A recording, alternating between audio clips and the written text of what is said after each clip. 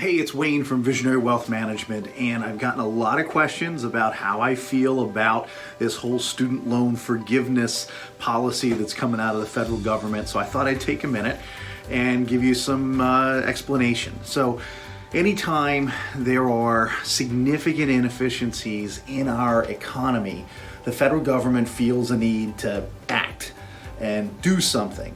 Frankly, it's typical of poor politicians and poor leaders and feeling like they have to act and have to do something, fix something. And there's frankly a lot of people, many of you are our clients, who have worked their asses off to either make sure their kids didn't have to take out school loans, or who have worked tirelessly to pay off student loans themselves or for their kids. So this is an emotional one, and this isn't a red or blue issue. But what has happened is that, look, the federal government backed these loans up to it's somewhere between 1.75 and $2 trillion worth of loans.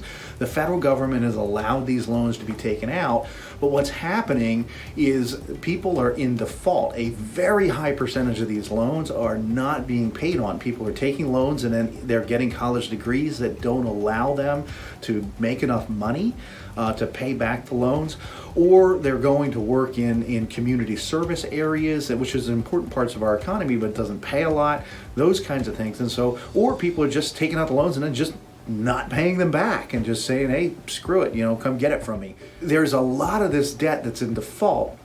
And so what the federal government is looking at is the federal government actually has to run an entire department to chase down people and try to get them to pay this stuff back. And there was a very high percentage of these loans that are less than $10,000. And the federal government does kind of a cost-benefit analysis of how much are we spending over time to chase these people down versus how much could we save in terms of spending on that department, number one. And number two, how much emotional capital and effort can we reduce on those people who have those loans to free them up to be more productive members of society if they just didn't have to think about this $10,000 or less that's out there on those loans. So the federal government has acted, and they're forgiving $10,000 worth of traditional student loans for people. And again, remember, this is for people with incomes below $125,000. So this is not, for many of us, this isn't gonna help us even if our kids did have student loans. But in any event, the government is acting here.